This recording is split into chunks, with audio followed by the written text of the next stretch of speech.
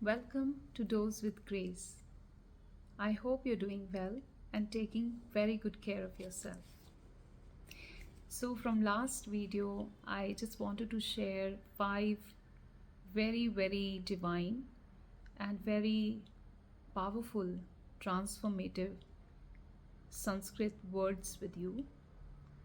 And the purpose is for you to understand its meaning, but more importantly, the purpose is to reflect upon it in between the gap from the last word to this word and try to even apply it in your life. I think the best way to apply in your life is to first reflect upon it almost every day so that it becomes a part of your thought process, and you will see that very seamlessly it starts becoming a part of your actions too. So the last word, the first word rather, that we had began with was Shraddha, a deep sense of reverence towards someone.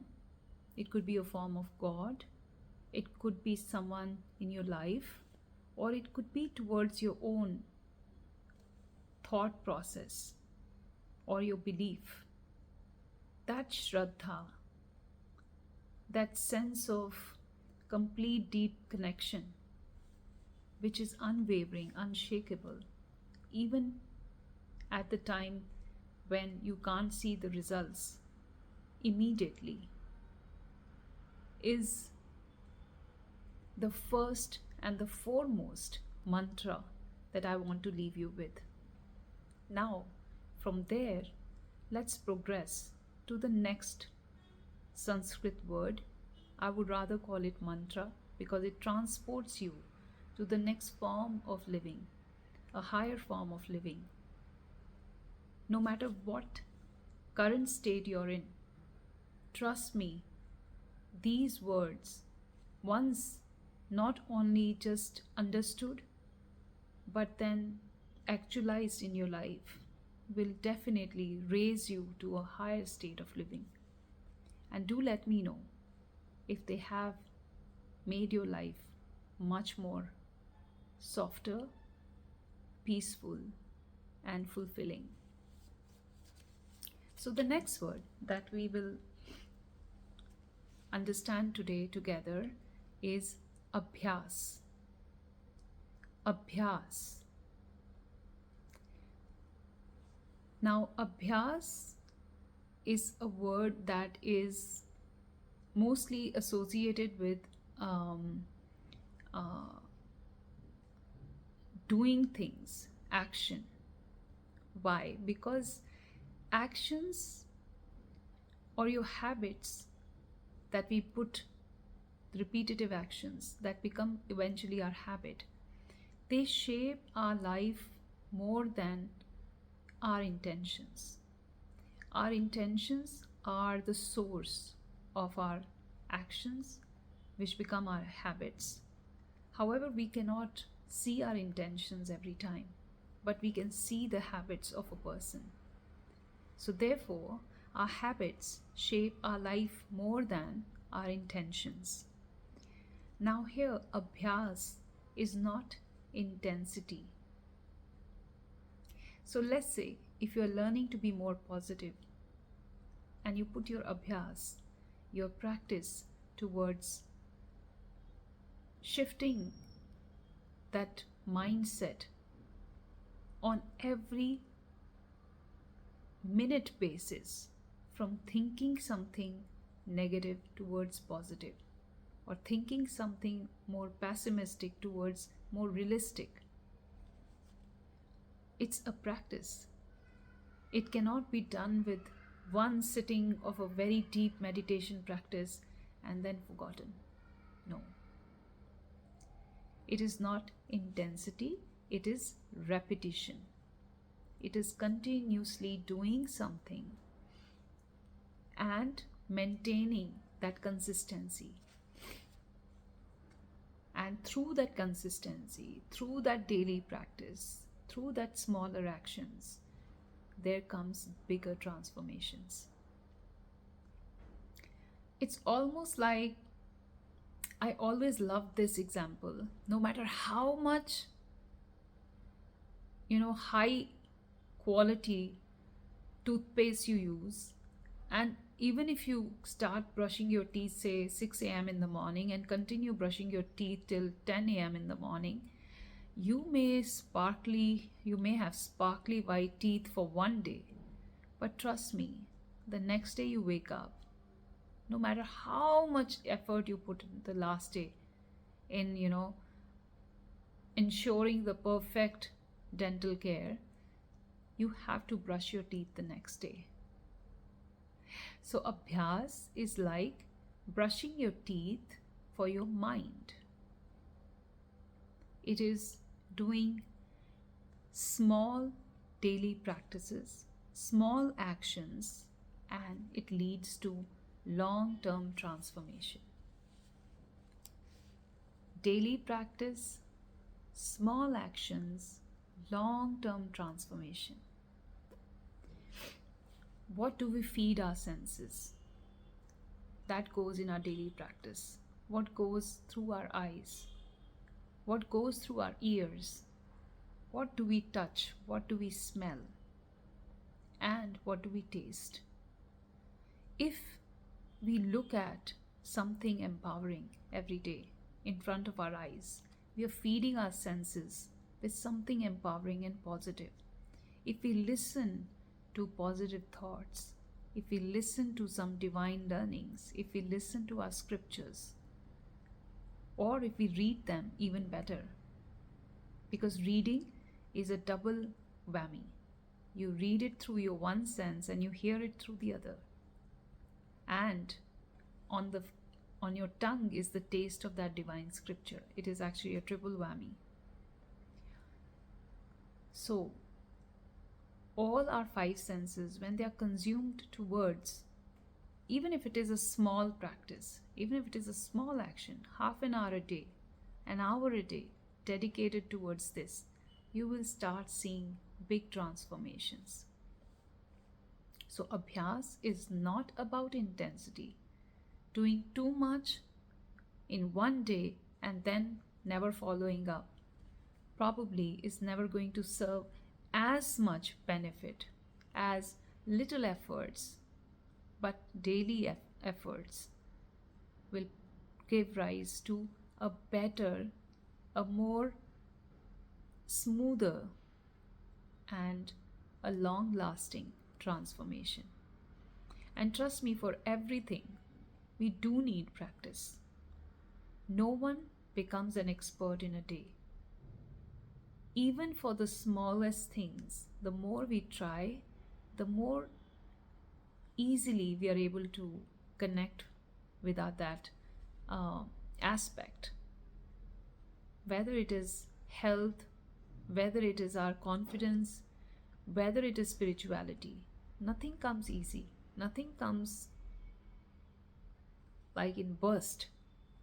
But yes, to understand that how beneficial it is for you, the more you continue the practice. So Abhyaas is all about repetitive action. It's about repetition. So falling in love with repetition, falling in love with daily practice, small actions can lead to bigger transformations. Let me give you a small example of once there was a yogi. He was sitting in his practice, and there was a Scorpio. Since a yogi was sitting in a forest area, he was sitting maybe on a surface, on a ground, under a tree. And since it was a little wild area, there were all sort of insects, living beings around him. So one Scorpio just started crawling towards him and bit him on his toe. And the yogi just, since he was in his practice, he just opened his one eye and removed the Scorpio and put it on his side. And his disciples were waiting for him to come out of his sadhana and then share some divine learnings with them. So they were just sitting there and watching him perform his sadhana. And then they watched again that Scorpio, after a while, again, crawled up to him and once again bit his toe. And this yogi again took that Scorpio and put it little bit away from him, little bit on the side. Then third time again, the um, the Scorpio crawled up to him. Now this time it had started leaving a mark. There was a little bit of wound on his toe, at a different place, but near his toe. And again, the yogi picked up the Scorpio and put him away. And this last time, the Scorpio probably was distracted and it went away to the others somewhere else, maybe into the bushes. Now the all the disciples that were sitting there watching him do this, they just waited until the yogi opened his eyes completely, finished his sadhana, and now he was ready for today's group practice with them. And his disciples asked him, they said, what were you doing with this Scorpio? Why in the first place you didn't just flick him away? Or more importantly, why when it came to you again and again, first time you flicked it away, we understand that you didn't want to harm it, but when second time it was biting, there was blood oozing out of your toe, and of course Scorpio will be was nearby only, and it was coming and biting you. Why you didn't just kill it? It's such a deadly insect. It can actually even poison you. So yogi gave a very beautiful answer. He said, I put it away. I tried to take care of myself. I did put the Scorpio away. But then they were still not satisfied. They said, no, but you were just putting him away. You were not doing any harm to him. You were not just flicking him in a way that, he feels the threat from you and doesn't come back ever. So the yogi said, well, did you see the Scorpio was not leaving its essence? A Scorpio comes and it stings. That's its essence. That's what he does. So if a Scorpio was not leaving its essence, despite me putting him away so many times, he didn't lose his essence. Then as a yogi, why should I lose my essence of peace and state of tranquility? So, there is a very beautiful Vishnu mantra which says Shantakaram. So he's always in Shanti. If you really look at Vishnu sitting on the Sheshanag, he has a smile, and it's not like laugh, it's nothing, but it's like knowing smile, that like divine smile, which is more like in a permanent state of peace. And then there is the next word is Bhujanga Shayanam. He's sitting on 100 nags, 100 serpents. So he's among the turmoil, he's among the chaos, he's actually lying not on a very comfortable bed, he's lying on a bed of snakes, but he has a tranquil smile. So what does Vishnu teach us, the one who is the protector of this universe? He's teaching us again and again. He takes the form of a human to come and teach us how to live in the form of Sri Ram, in the form of Sri Krishna. In the form of Sri Ram, he taught us what to do. In the form of Sri Krishna, through Mahabharata, we learn what not to do, what are wrong things. And through his Vani, through Bhagavad Gita, he has really taught us the way of life. So what is his state of mind all the time? Shantakaram. He is in the state of tranquility. He is in the state of eternal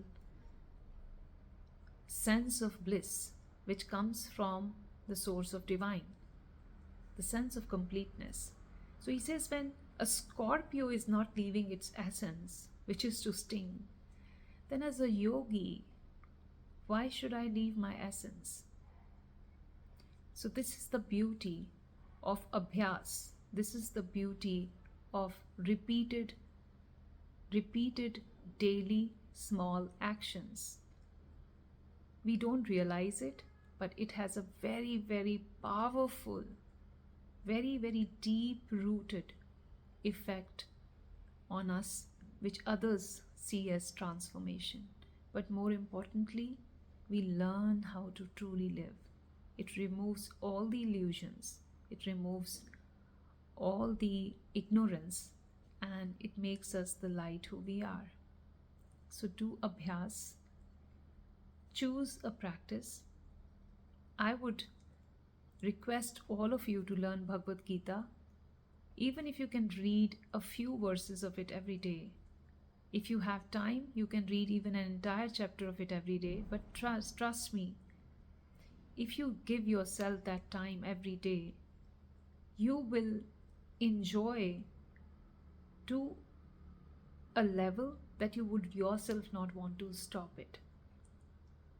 Consistency, repetition is the key here, and that is Abhyas. With that, I would like you all to do the Abhyas of your chosen spiritual practice, whether it is reading a scripture, whether it is sitting in dhyanam, whether it is singing a bhajan, or whether it is doing some seva somewhere. Do it every day and see the difference in your own lives. Do this Abhyas. Until then, till we meet again for the next mantra or the next Sanskrit word. Om Namah Shivaya. Om Namo Bhagavate Vasudevaya.